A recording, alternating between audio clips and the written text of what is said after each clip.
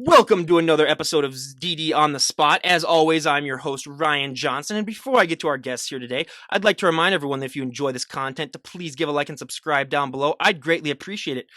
We have Suzanne Davis on the podcast, coming to us all the way from Arizona. I'm already jealous enough just saying the words Arizona. And imagine we saw a little bit earlier what the weather was like outside. I don't even want to imagine it right now. But she's an IFBB physique pro. She's also a pro power lifter. She has a YouTube channel that I'll leave a link to down below for everyone. But she's coming on to share her journey with us, and just really just talk about what inspired her to get motivated in bodybuilding. And we are so glad to have you on, Suzanne. Thanks. I do have a story. Like I was saying, everybody has a story. Absolutely, which is why I said I love having bodybuilders on, because they all have usually great stories. But before we get into your story, I gotta bite the bullet and say, what is the weather like in Arizona today? Do you really want to know? It's kind of cold on our end. It's about 63 degrees, but it's nice and sunny. World's smallest violin for the 63-degree Arizona people. I was going to say that is really weird because I have friends that live in Arizona right by Flagstaff, and they're like, yeah, if it's not 120, you're not in Arizona. So that's actually unreasonably cool, but it's 20 degrees here in Minnesota. It's going to get even worse, but I don't even want to mention it because, like I said, when we first talked, she was outside and I could see green, and seeing green for the first time almost brought a tear to my eye because I haven't seen it since basically October, and we got another 2 months of it here in Minnesota. But before I depress everyone with my winter woes, why don't you give us your backstory on what inspired and what motivated you to get in shape and eventually become a bodybuilder? Yeah, so I guess my journey started maybe 7, 8 years ago, and I'm an accountant. That's my day job. So pretty stressful. Actually, being an accountant can be actually stressful when you're working in corporate America. But I gained a lot of weight. I became a vegetarian, and I just kind of just blew up. I was almost tipping at 200 pounds, and I'm 5'2", and that was not healthy. I was just a stress eater. I ate because it was Sunday, because it was Monday, it was somebody's birthday, it was whatever. I ate because I was stressed out. So 190 some odd pounds, 5'2". I started having health issues, high blood pressure, pre-diabetes, that kind of thing. And so I kind of said something needs to happen with my life. So I made that commitment, and I started. Well, I didn't diet down. That didn't come until later in the story. But I started doing crazy cardio. I ran marathons, half marathons. One year, I think I ran 3 full marathons and 6 half marathons in 1 year. I was just mad crazy on the cardio. And I did lose weight. I lost maybe 40 pounds, but I was still fat, but I was healthy. And so my coworker, who I was like, wow, you have great arms. How do you do that? And she said, well, I have a personal trainer. I was like, well, am I going to bulk up?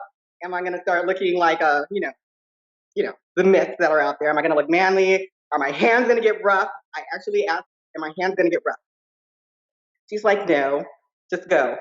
And she actually booked my training period because she knew that I would not personally go and see a trainer myself. So she booked that all up. And I stepped into a gym, diehard gym here in Peoria, Arizona, and it's a hardcore gym. It's not a foo-foo, I don't want to say any names, but, and that's pretty much where my journey started. I started lifting weights, heavy weights. I started curling at 25. I couldn't even physically lift up a 25-pound dumbbell, but I kept trying. And so he put me on a diet plan, and I was pretty consistent. And well, later down the line, I was pretty consistent. Getting into the rhythm, it was 1 step forward, 2 steps back. It's really hard when you don't make it a lifestyle change. You're tempted. I'm human. So, I slipped back several times. But once I finally got into the program and made it consistent, a lifestyle change, that's when everything clicked. And I just lost a whole lot of weight. I toned up. That's not really a good saying, but everybody can relate to toning up. And then my trainer was like, hey, let's see what happens if you get on stage. And I entered, well, first I was like, no, I'm kind of scared because getting into a bikini, that's just not my personality type.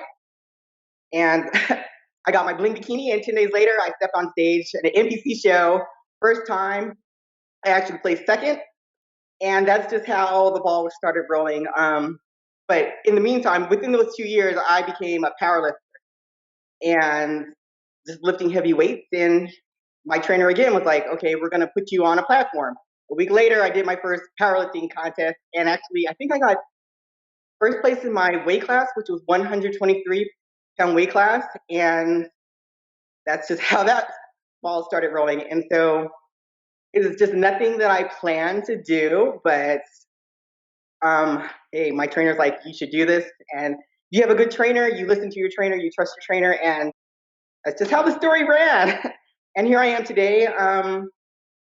I did 4 NPC shows. On the 5th one, I think that's when I turned pro at Team Universe. I think it was back in July of 2015. And I've just been doing the whole powerlifting thing and the whole bodybuilding thing simultaneously. And that's where I am today. I'm actually 10 weeks out from my next pro powerlifting meet and 14 weeks out from a couple of bodybuilding shows. Can I say that you are the first ever guest that took only 1 week before they did their first powerlifting meet? Usually that's a month's amount of process, but yeah, you were just like, hey, next week we got a powerlifting thing. Why don't you give it a try? And that is just so awesome. And one thing that I find is so fascinating about you is that, like you said, you do powerlifting and you do bodybuilding, but those are two vastly different ways of working out and two different body types too, because you look at a powerlifter, so I'm going to be honest, some powerlifters look like they've never lifted a day in their lives, but the next thing you know, they're benching 500 pounds and you're like, okay, yeah, they definitely do lift. But how are you able to mix that and sort of go in between and do both those sports when they both require, maybe a different physique or a different look and a different style of training? Well, I'm here to say all powerlifters do not need to be fat to lift heavy weight. So my thing is that I pretty much stay lean throughout the entire year, and I know how to carb cycle, and I eat more carbs and calories on the days that I train super heavy. So that's how I'm able to lift heavier and still stay lean at the same time. So Yeah, well, that definitely does help too. But a question that I ask everyone when they first come on the podcast for health and fitness is that, if you were to walk into a gym with 100 people, there's 100 different ways as to how those people got into the shape that they're in, whether it comes down to their nutrition, how many reps they do, what exercises they do. So many little things add up to the overall package that, like when you were talking about that woman at your job where you were like, oh, you have awesome arms. If you were to ask her, like, what'd you do to get those arms? What works best for her 90% of the time is not going to work as good for you. What was that like for you when you were getting started, sort of figuring out what works best for your body specifically? oh yes, I tried 100 different different things until I finally found the exact pattern, the exact timing to eat that works for my body type. So yeah, like you said, what works for me, 9 times out of 10, I know it's not going to work for somebody else. Oh, absolutely. We're all different. We're all human. We're all, Well, and so. I always say too, you got to be like sort of like your own mad scientist, where you're concocting your own potion. And I mean, it's so much trial and error. Where, especially in my generation, where everyone wants everything now and they want it yesterday. This is not the sport to get into if you're like that, because it just takes so much trial and error and so much adjusting to in order to figure out what works best. And that's why I admire bodybuilders a lot, because they just show the dedication and hard work. But a fun question that I always love to ask, because everyone's genetics are different, and I always say, especially in this day and age where everyone's always on social media and everyone's always saying, oh my God, I want her arms or I want his abs when they're looking at people's photos. They don't realize that you can only be the best version of yourself. And everyone, when they first get started, always has that one body part that really, really takes off. And then everyone always has that one body part that really, really lags behind. I'll give you my examples first. I mean, my back, just because I had jobs all throughout college where I was working in warehouses, lifting and loading, boxes. You either got a really nice back or you quit. But I'm also 6'3", so I'm more than a foot taller than her, everyone. So I also weigh 200 pounds. So like when she said that she was about almost 200 pounds and 5'2", I was like, okay, that's a little different because I'm a full foot taller. But I mean, my legs are just shot where I have to train them into oblivion just to get them to look like any semblance like I've ever worked them out a day in my life. I always said calves are the worst. I could inject pure muscle into my calves and they wouldn't gain an ounce. And, it's still the thing when I walk into the gym today where my friends go, hey, Ron, you plan on working calves or you plan on working legs anytime this year? And it's like, you saw me train legs yesterday, but what were those body parts for you when you were getting started? Oh, all of them. If you've seen my childhood pictures, I'm lean. My family is lean. So to build muscle for me, I know I need to eat more calories and train super. What works for me is to eat more calories and train super heavy. There's no way if I train light, I could look or do what I do. I train super heavy. Yeah, it's a struggle. She says as her traps and arms are basically taking up the entire screen of no, that's I mean I love asking that question because so many people, yeah, it's different for other people. Some people are really, body parts really, it really does sort of matter, just your genetics too when it comes to how big you can get and what you can grow. So I love bringing that up. But when it comes to bodybuilding, I mean, we discussed this before. I mean, the vast amount of what goes into this look is the nutrition aspect. What would you say is probably the biggest nutritional change that you made when you really started taking things seriously in the gym? Are you kidding me? That's my daily struggle. Everybody in the gym knows I love donuts. To give up donuts and chips and salsa, that that yeah, that's hard. So giving those up and giving up my carbs, my not healthy carbs, because carbs are good. Um, just giving up the cheats. that well, it's a daily struggle, to be honest with you. I mean, I have my oatmeal, which is carbs, but it's not the same as a donut or an oatmeal cookie or anything like that. But you just got to know that you're worth it, and you got to see the end game. And 2 seconds of a cookie is not worth having to spend 2 hours trying to burn it off. It's just not worth it. And for me, once I made it a lifestyle change, it became easier. It's always going to be a daily struggle, but I'm human. It's, you know. Absolutely. I mean, it's a journey, and like I said, it's the dedication and the drive that helps move it along. But we discussed this little briefly before we started recording the podcast. I mean, the number one myth and stereotype that I love to bust on this podcast is it's gotten better the last 5 years due to Instagram, but there are still so many women that have that fear that if they walk into the gym and they touch one weight, they're just going to hulk out. And I always said to that, give me all of your information. I will train with you once and spend my entire life savings doing that because you have found the secret that everyone is looking for. You'd be like the biggest commodity of all time. Now, you said previously that you had that fear a little bit when you were getting started, when you were asking that girl that you worked with. But what has that journey been like for you now? And I mean, now I bet you still hear that all the time. How do you like to respond to that myth? Well, normally it's not natural for a woman to lose her femininity. And that was one of the main concerns getting into lifting heavy. I'm like, I don't look like a man because that's all when I started 7, 8 years ago, that was the myth. And now I'm like, I wish I could gain more weight. I wish I could get bigger. People on Instagram say I'm big. I compete in the 132 class. I'm 5'2". I thank you. I'm glad I look big to you. But yeah, putting on pure quality muscle, it's no easy task. I wish it was, but I train so hard and so consistently. I train heavy 4 days a week. For me, that's a lot, but it's heavy and it's not easy. And it's taken me 7 years to put on a little bit of muscle. And no, it's not easy. It's not quick That at is, all. I mean, yeah, if I could bust any myth, that's the one that I definitely would, because yeah, it's now luckily it's gotten better a little bit, but there still is a long way to go in that. But adding on that question, I mean, the one thing that I think impacts women so much more positively than men when it comes to working out is that confidence boost that it gives you. I mean, we have heard hundreds of stories on this podcast of women who have made life-changing decisions. I mean, it's helped them either become, like more assertive, or it's just really helped them love themselves more. I mean, that's what I just find so fascinating. But one thing that I really, really love to talk about with that confidence boost is that you can use that to impact every single aspect of your life. How have you taken that confidence boost and use it to change your life? Absolutely. It makes me feel confident about who I am and what I represent. And even in corporate America, I mean, it makes you, if you know you can do one thing very well, it kind of trickles down into pretty much your other life aspects. So just makes you feel more comfortable in front of people, speaking to people, and asking for what you want. So that was my biggest takeaway.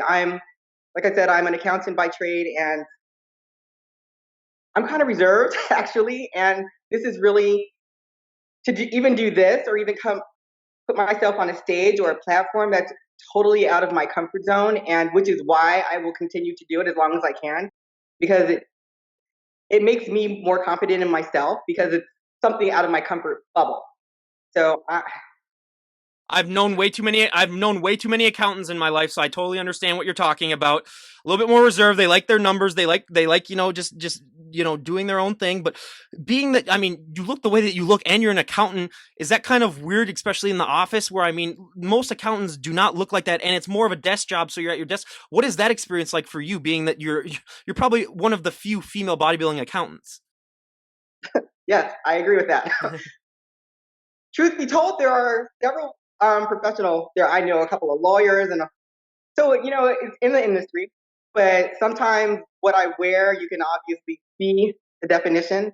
And so they'll ask about that. But Oh, I was gonna see even if you're wearing like a big suit or something like that, they could probably still see just because it gets to a certain point in your prep where you're just like you could wear you could wear like a winter jacket basically and you'd still be able to see something in there. So yeah, and I always just find that fascinating because I always like to say you sort of become like a human art exhibit for people where it's just they're just so fascinated by it because they're just so used to not seeing that. But when it and comes what I like about it is because people see what I represent and they see the changes that I go through, and so it inspires them. And so I don't like being on Instagram, but people send me so many positive messages and whatnot. They're like, because of you, I see you every day. It inspires me to put down my donut and work out. And so, that's encouraging and it keeps me motivated as well. Oh, absolutely, and just yeah, knowing that I mean, even with this podcast too, when people say like, "Wow, I really enjoy what you're doing," I mean, I can vouch for that too, where it really helps you keep going and really serves at that as that main motivation. But one thing that I didn't understand when I first started this podcast that I've understood all too well now. I mean, it's a question that I ask all the time now is that because so many times people don't realize that the hardest thing for these competitors is their posing. A lot of times we hear it's harder than the working out, it's harder than the nutrition. I like to compare it now to being a perfect driver. You can be a great driver, you can never be a perfect driver. You can be a great poser, you can never be a perfect poser. It's always ever evolving. What has your experience with posing been like? Well, I started back yesterday and it's hard.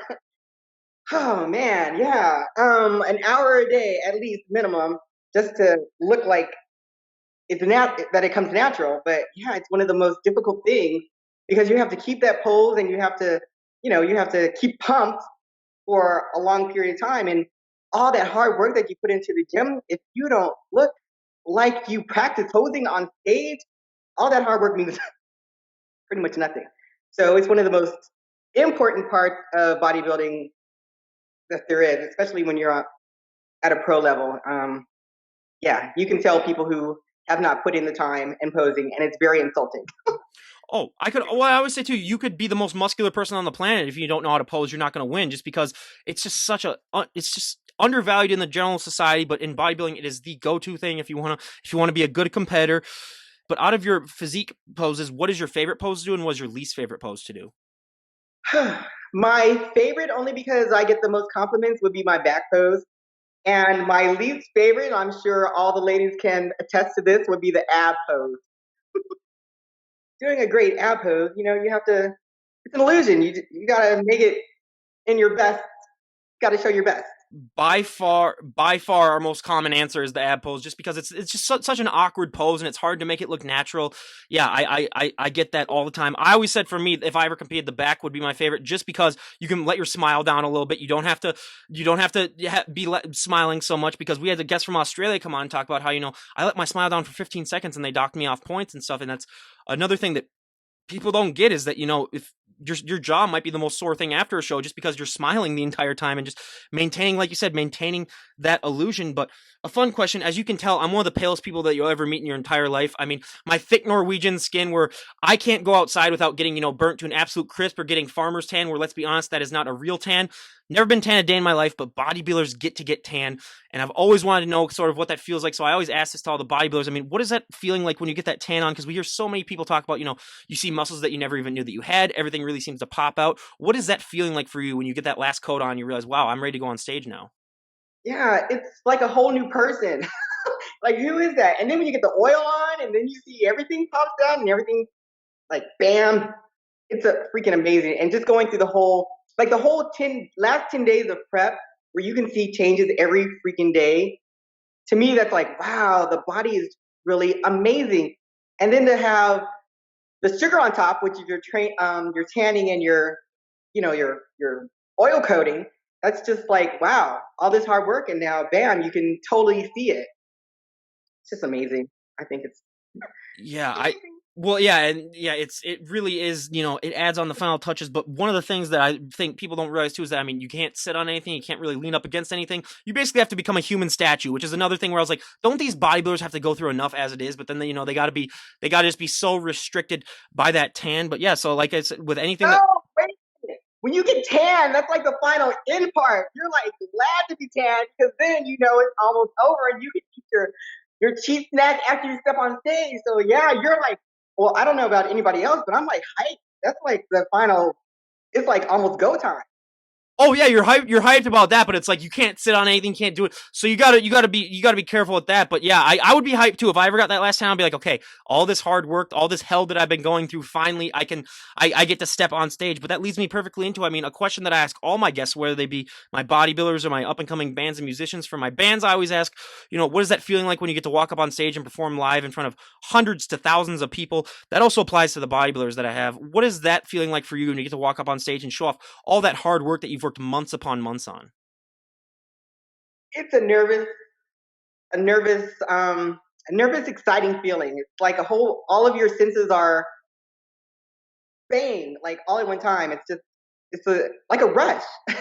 I've never been on drugs, but I'm sure that's what it feels like. It's a total rush, and you have to just put all your fears and your reservations aside and just say, I'm going to be on stage. I'm just going to give it the best that I possibly can for the next 30 to 60 seconds, and then it's showtime. And that's where you got to just go for it, go for the gusto, and just do it.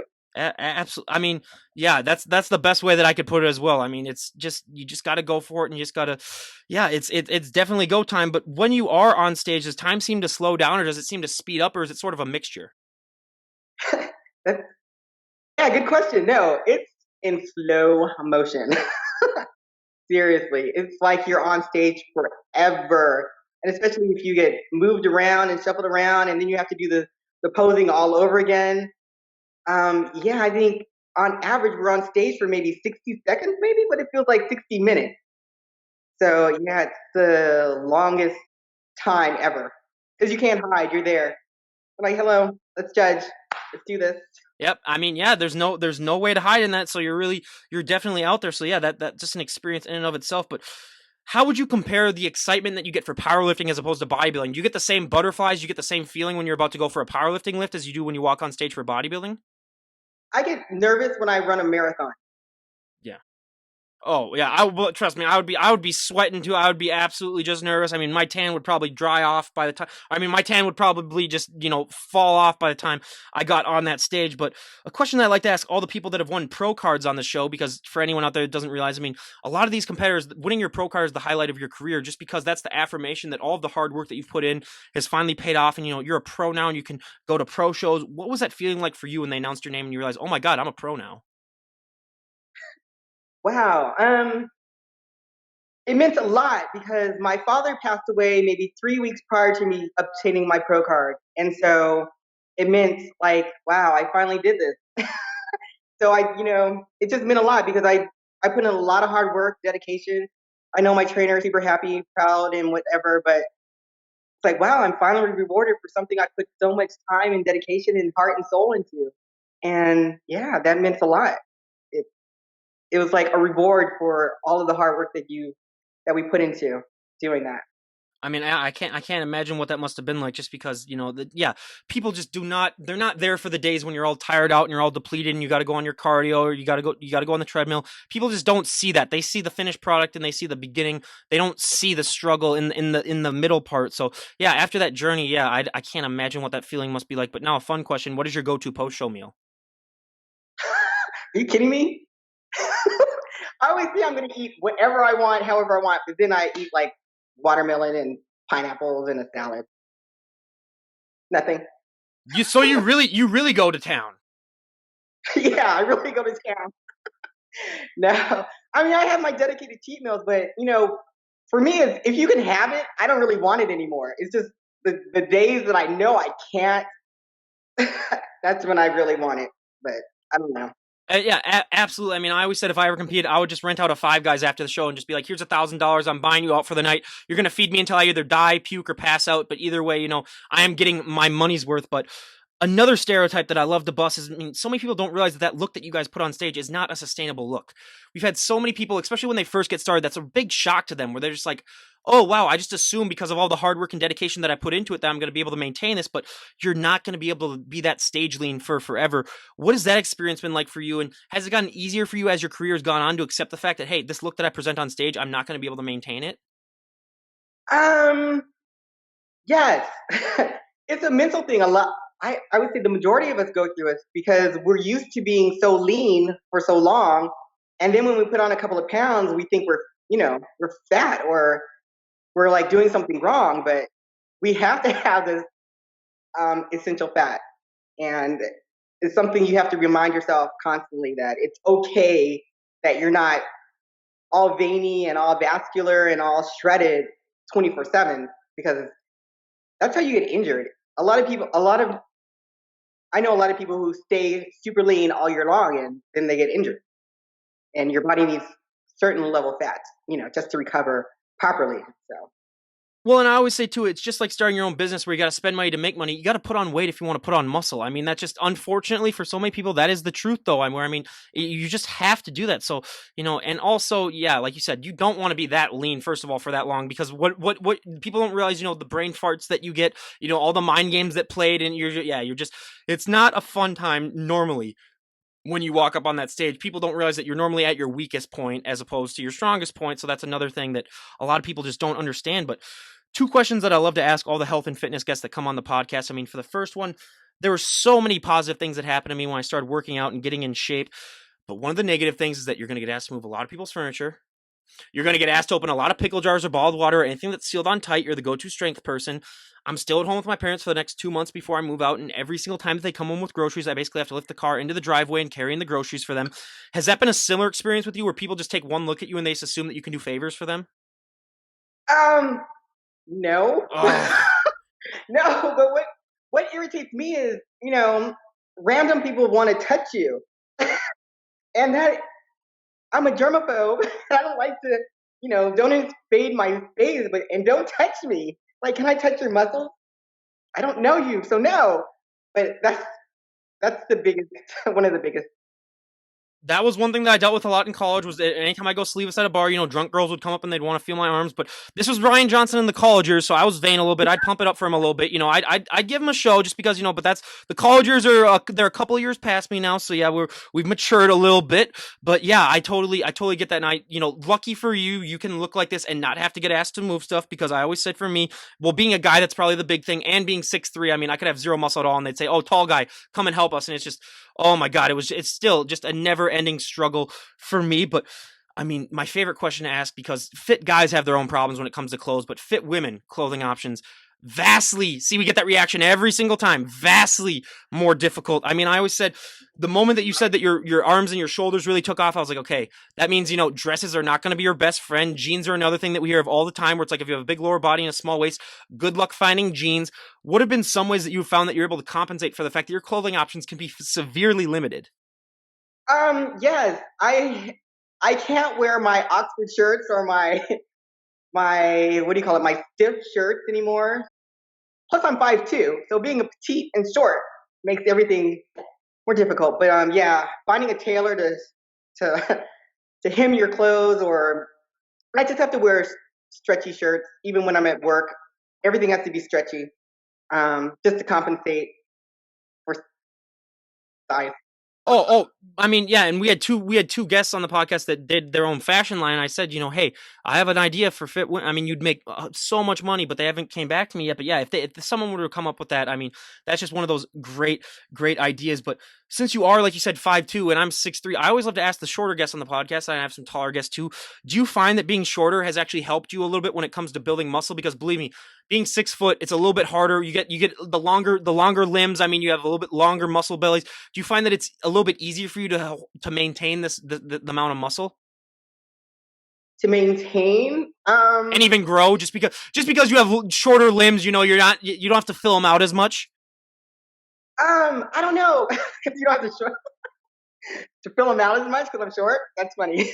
Well, that's No, the answer that we get all the time because like yeah, my arms are so I mean it's just hard for me to fill them out or just like legs too. It's like yeah, you really have to put a lot more effort in. That's just what I've found with a lot of short people too is that it might not be so much easier, but just they're able to maintain a little bit more mass just because it's just a little bit it's just less work that the body has to do.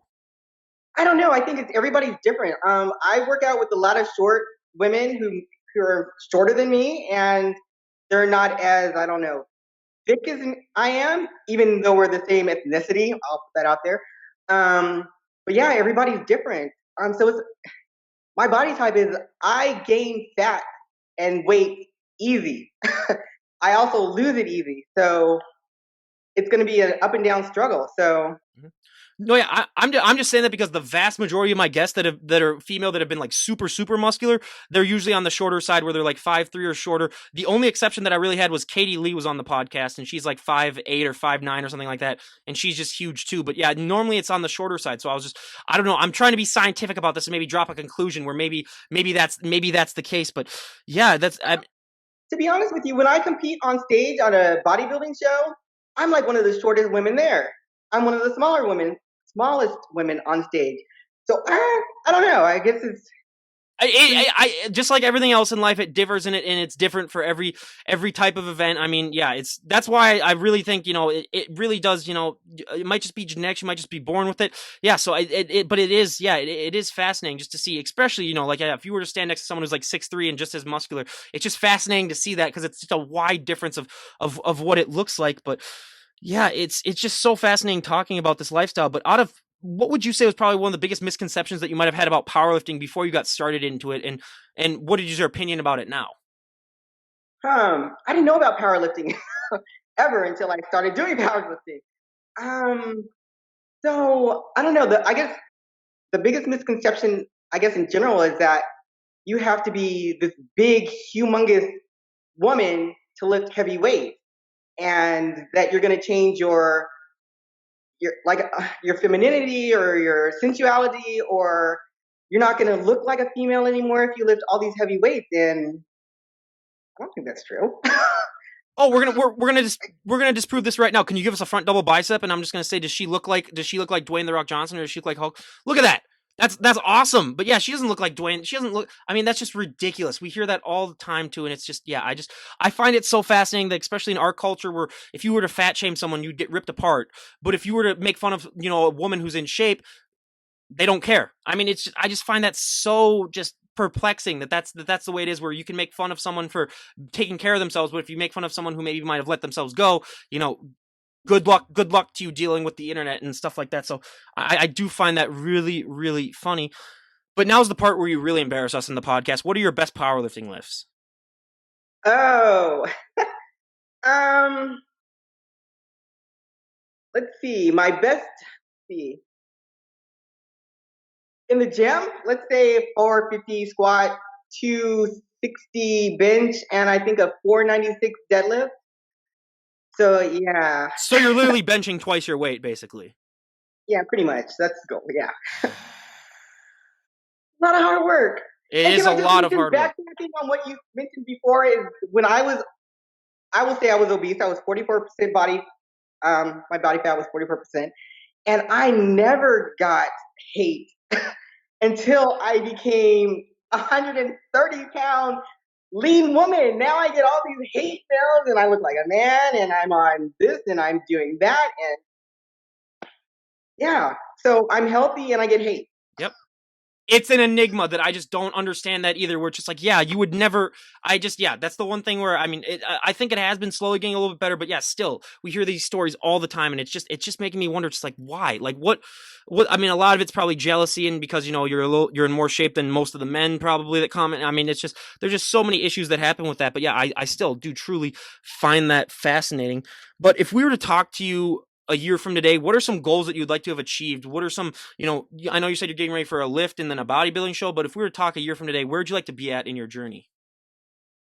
Oh, let's see. I have so many goals. Well, for powerlifting, I have a specific number that I want to hit, total wise, so I can raise my number and be ranked higher.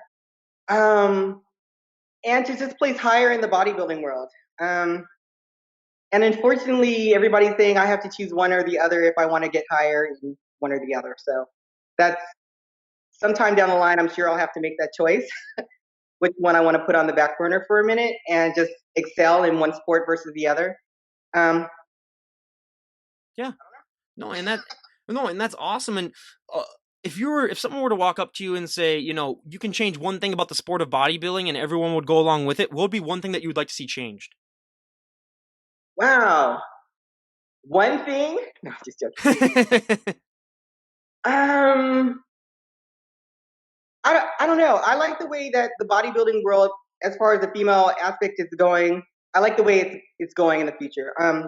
Thankfully, they brought back female bodybuilding, which was a huge issue for the females in the physique division, especially for the smaller girls, because we physically can't compete to a female bodybuilder. there's just, there's no way. I wish I could be one of those women who could gain 50 pounds of muscle in a year, but physically I cannot.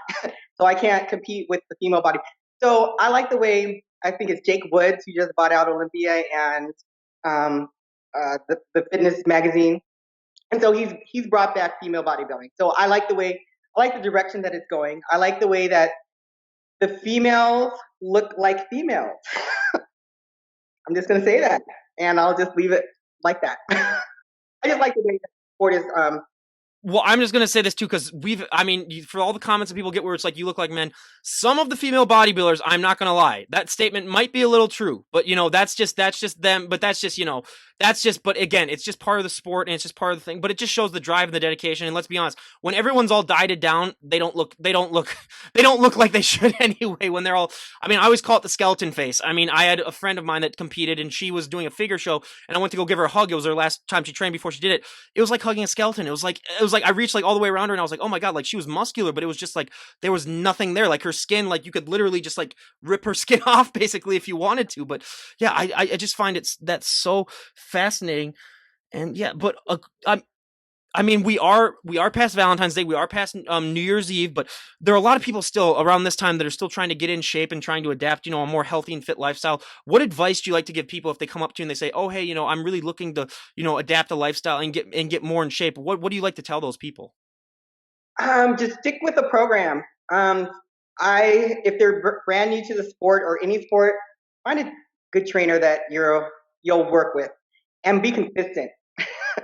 um, and be vocal. If your diet plan is not working over a consistent period of time, communicate that with your trainer or your person or yourself if you're trying to do it by yourself, and just switch it up. Because whatever, because I know when my trainer gave me my initial program, it worked for a while, but then your body changes, so you always have to adjust to it. So my advice would be to be consistent and listen to your person, your trainer, or whomever is giving you advice, and be consistent. Oh, consistency is the number one thing. That's the name of the game. If you, as long as you just show up, showing up is more than half the battle, I think, when it comes to adapting a healthy and fit lifestyle. And lastly, especially the one reason I enjoy having female bodybuilders on is because it's the one sport where, the competitors really generally do care about each other. You see these posts on Instagram and you see all these comments that they get like, oh, wow, you look amazing. You're going to do great at this show. And I think it's a lot of it because it's like joint suffering. You guys know what it took to get on that stage. So you guys appreciate each other knowing that, well, it's like a lot of people, if they go like through traumatic events together, they come to a better understanding of each other because they know what they went through. But that same thing goes with, going through a prep. That is a hard thing to do that the general public would not be able, 99% of the general public would not be able to go through a prep. But I think it's just that too. But how important is that to you too, having that environment where you know that your other competitors generally do care about each other and you just have this special bond? When you're at this level, we all knew what we had to do to get to this level. So we're all proud in that we're competitors. When we step on that stage, we're trying to win it. But when we step off that stage, we're back to being we're in the sisterhood. Um, so the camaraderie, even in powerlifting, we're there to just kick your butt. But after, you know, we're we're armed brothers, we're armed sisters, and just the camaraderie in itself is just amazing. So that's one of the things that keeps me in these sports is meeting new people, going new places, and just it's love after the fact. Yep, absolutely. And then the last question I love to ask is, what is probably one of the biggest misconceptions that you think the general public has about female bodybuilding? The biggest misconception is that we live in the gym and that's all we do. We don't have an outside life, or I guess that's one of the biggest things. Yep. No, that's totally understandable. I mean, we hear that all the time too. It's like, no, if you do it right, I mean, most of these people, it's like an hour out of their day or an hour and a half out of their day, and plus cardio, which they might do at home or they might do in the gym. But yeah, it really, I mean, if you get I mean, everyone has the time to do it in and out of the day, and I think just bodybuilders just know how to get that time in. But again, we cannot thank you enough for coming on the podcast. I really appreciate you coming on and sharing your journey. And everyone, go and give her a follow on her Instagram page. I'll leave a link down below. I'll leave a link to her YouTube channel too. Go give that a follow. Go check that out. Again, I gotta warn you though, you will get inspired to get off the couch and stop eating those Twinkies just by seeing her transformation. And again, we cannot thank you enough for coming on the podcast and sharing your journey. And we wish you nothing but the best of luck. Thank you for having me. I truly appreciate it. Absolutely. Well, go enjoy your Arizona weather. Good God, while I'm out here suffering in the frozen tundra. Just rub it in even more while I go suffer in this frozen tundra. But again, you guys, this is Ryan Johnson, DD on the spot, signing out. Have a great day, everyone.